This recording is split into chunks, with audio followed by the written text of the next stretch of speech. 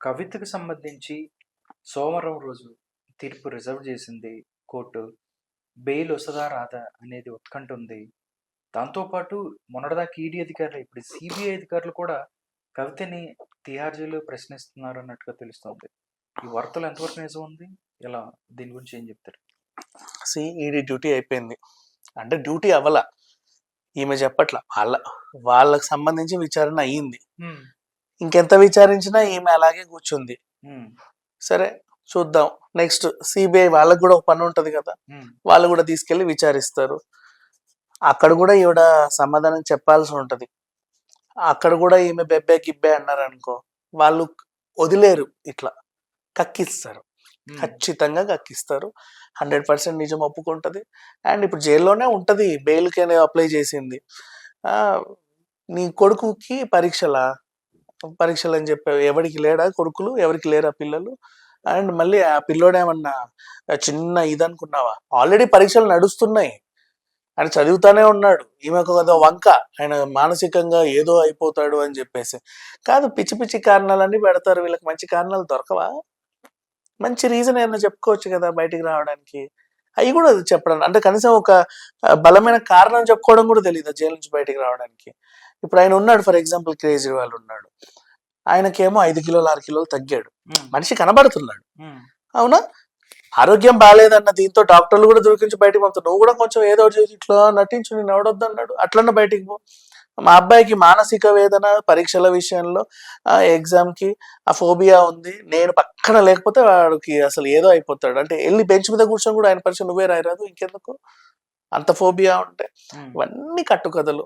సరే, ఈ కట్టుకథలు చెప్పుకుంటే ఇన్నాళ్ళు నెట్టుకొచ్చింది, బెయిల్కి వస్తుంది. వీళ్ళేమో దర్యాప్తుల మీద దర్యాప్తు, విచారణ మీద విచారణ, కస్టడీ మీద కస్టడీ అడుగుతానే ఉన్నారు. వీళ్ళకి సహకరించట్లా, ఎప్పుడు బయటపడదామా అని చూస్తుంది. నీకు అర్థమైంది, మాకు అర్థమైంది, నీకు ఎప్పుడెప్పుడు బయటికి వెళ్ళాలని కుతూహలంగా ఉంది. ఆ విషయం తెలుస్తుంది, ఆ ఇంటెన్షన్ కనబడుతుంది. మంచి కారణం చెప్పించావు, ఏమైంది? ఆ ఫోన్లు అడిగితేనేమో అన్ని కొత్త కొత్త కొత్త కొత్త ఫోన్లు తెచ్చి ఇచ్చావు, ఆ మాత్రం సెన్స్ లేకుండా. అంటే ఈమె 10 ఏళ్ల నుంచి వాడే ఫోన్లలో కూడా Android 12, Android 13 ఉంది, iPhone 13, 10 అన్నీ ఉన్నాయి. ఎప్పుడో 10 ఏళ్ల క్రితమే, ఆ ప్రపంచానికి తెలియదు. మరి ఈవిడికి కొత్తగా వచ్చినాయి, అయ్యో 10 కొని ఇచ్చేసింది, నేను వాడిన ఫోన్లు అని చెప్పేసి. అంత తేలిక అనుకుందా ఏంటి విచారణ అంటే? ఇప్పుడు సిబిఐ దర్యాప్తులో 100% తేలుతుంది దోషిగా. అండ్ నెక్స్ట్ కేజ్రీవాల్ని ఏమనరేమో, బికాజ్ కేజ్రీవాల్ కకృతి పడ్డాడు అంతే, వీళ్ళ మాయ మాటలు నమ్మి.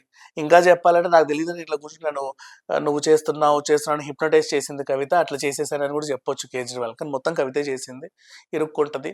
అండ్ ఆమెతో పాటు వాళ్ళ నాన్న కూడా జైలుకి వెళ్తారు. ఇంకా వాళ్ళ కుటుంబ సభ్యులు ఇంకెంతమంది ఇన్వాల్వ్ అయి ఉన్నారు దీంట్లో, వాళ్ళు కూడా అందరూ పోతారు. విజ్ఞాన్ గారు, ఢిల్లీ లిక్కర్ కేసు అప్డేట్ ఒకటి అందుతుంది.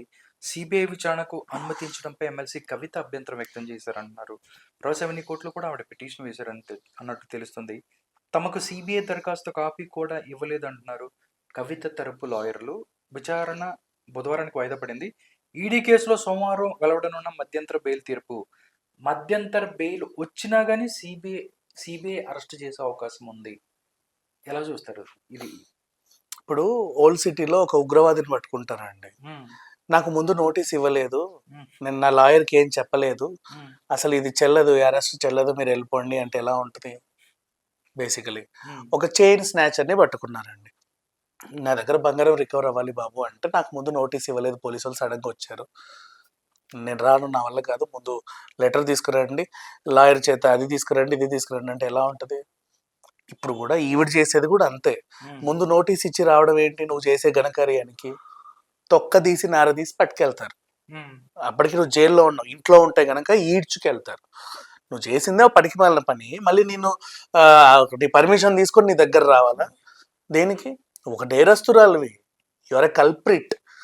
నిన్ను పట్టుకోవడానికి వచ్చి 4 దాన్ని పట్టుకెళ్ళడానికి చాలా సింపుల్గా. ఎందుకు దానికి ఆ లెటర్ రాలేదు, ఈ లెటర్ రాలేదు, వాళ్ళు రాలేదు, నాకు సమాచారం ఇవ్వలేదు? ఏం చేస్తావు సమాచారం ఇస్తే ముందుగా? మళ్ళీ ఇంకేమన్నా సర్దుమని మొత్తం ఈ సాక్ష్యాలన్నీ తారుమారు చేస్తావా? ఇప్పుడు కూడా నిన్ను అరెస్ట్ చేసింది ఎందుకు? 100 ఫోన్ల వరకు ధ్వంసం చేసావు, సాక్ష్యాలు తారుమారు చేసావు, ఎవిడెన్స్ని మొత్తం డిస్ట్రాయ్ చేసావు అన్న నేరమే నీ మీద ఉంది. ఇంకా మిగతావన్నీ తర్వాత వస్తాయి. ప్రజెంట్ నేను అరెస్ట్ చేసింది అందుకే, ఆ విషయానికే నేను ఇలా చేసినప్పుడు, అంటే నేను అరెస్ట్ చేసిన అంశమే సాక్ష్యాల తారుమారు. అలాంటిది ముందు నీకు ఎందుకు ఇవ్వాలమ్మా ఇన్ఫర్మేషన్?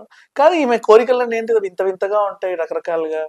అందరు నవ్వుల పాలు అవుతుంది ప్రతిరోజు. నిన్న కూడా మా అబ్బాయి ఎగ్జామ్స్ నన్ను పంపండి అంటే అందరు నవ్వుకున్నారు మొహం మీద. వాళ్ళకి ఎలా నవ్వాలో కూడా అర్థం కాల జనాలకి. కామెడీ చేస్తుంది కవిత. ఏంటి సిబిఐ అంటే ఈడీ అంటే కామెడీ అని నీకేమన్నా? పిచ్చి పిచ్చి ఫోన్లు 10 తీసుకెళ్ళి ఆడ పడేస్తే వాళ్ళే పట్టుకెళ్ళిపోతారు ఢిల్లీకి, నన్ను వదిలేసిపోతారనే అంత ధీమానా? ఏమనుకుంటుంది అసలు? ఆ పక్కన కేజ్రీవాల్ అరెస్ట్ అయి ఉన్నాడా? ఆమెకు తెలుస్తుందా అసలు? తెలుసా తనకి కేజ్రీవాల్ అరెస్ట్ అయ్యాడని? ఆ భయం లేదు. సంజయ్ బయటికి వెళ్ళిపోయారు, ఆ భయం లేదు. అప్రూవల్ గా మారిన వాళ్ళు ఉన్నారు, ఆ భయం లేదు. వాళ్ళ డాడీ అయితే చూడ్డానికి కూడా రావట్లేదు, ఆ భయం లేదు. ఎక్కడ ఢిల్లీకి ములాఖాత్ చేసి నన్ను పట్టుకెళ్తారేమో అని ఆయన రావట్లా. ఆ, ఇన్ని ఉన్నప్పుడు ఈవిడ ఎందుకంత ఇదిగా మాట్లాడుతుంది? అర్థం ఏంటి? అంటే గట్టి గరిస్తే నువ్వు నిజాయితీ పరురాలివి చూడు, అయినా ఎంత కఠినంగా పోరాడుతుందని జనాలు అనుకోవాలా? ఇది ఒక స్ట్రాటజీయా? అంతేగా. నీకెందుకు ఇవ్వాలమ్మా సిబిఐ నోటీసు 4 దాన్ని పట్టుకెళ్ళక?